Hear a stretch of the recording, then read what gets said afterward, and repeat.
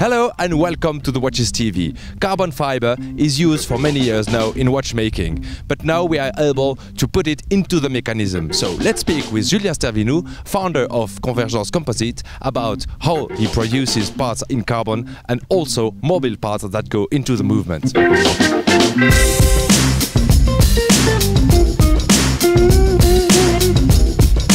Alors le carbone tel qu'on a l'habitude de l'utiliser, il faut quand même préciser que c'est un matériau composite. On ne peut jamais avoir un carbone seul, c'est toujours une fibre de carbone avec une matrice liante, donc en fait une résine. Cette fibre de carbone, elle est utilisée dans beaucoup d'autres industries pour ses caractéristiques mécaniques, comme l'aéronautique, le nautisme, la Formule 1. Elle permet de fabriquer des pièces avec des densités très faibles, de l'ordre de 1,5. Juste pour comparer avec l'aluminium qui est à 2,7, on se rend compte qu'on est sur quelque chose de très très léger, mais avec en plus des résistances très élevées. Et on va pouvoir comparer avec l'acier.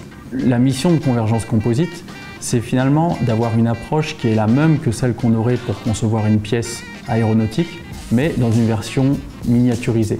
L'apparition de la fibre de carbone dans l'horlogerie, elle est surtout arrivée pour ses notions esthétiques. On l'a surtout vu avec des éléments tissés, beaucoup dans le cadran. On a une variété esthétique qui est encore insoupçonnée.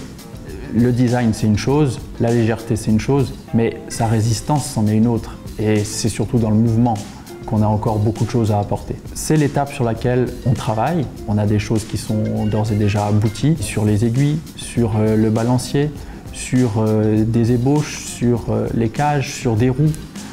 Finalement, toute pièce en mouvement pour laquelle on a un intérêt à les rendre plus légers.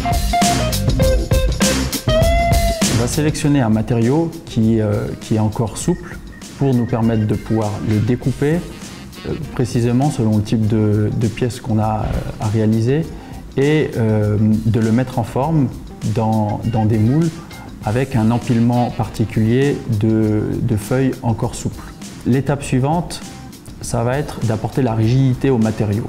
Elle est rendue possible grâce à une étape de polymérisation et qui va se faire via une cuisson sous pression. On va pouvoir extraire les pièces des moules. On aura à ce moment-là un matériau composite qui a toutes ses caractéristiques mécaniques en termes de rigidité. On va alors pouvoir passer à des étapes d'enlèvement de matière, que ce soit de la découpe jet d'eau, que ce soit du fraisage, que ce soit du meulage, que ce soit de l'émrisage ou du gravage. En adaptant les paramètres pour chaque procédé, on est aujourd'hui en mesure de les utiliser. Mais on a aussi la possibilité aujourd'hui d'apporter une terminaison a posteriori. Aussi bien pour rendre les pièces plus mates que pour les polir, voire les sabler. C'est la possibilité d'intégrer d'autres matériaux que la simple fibre de carbone et même de mélanger des matériaux métalliques avec des matériaux fibreux.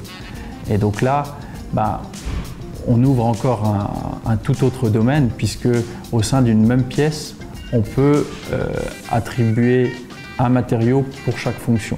On se rend compte que ces matériaux qui sont en train d'arriver dans le domaine de l'horlogerie, ils étaient jusqu'à il y a assez peu de temps, ils étaient très exotiques.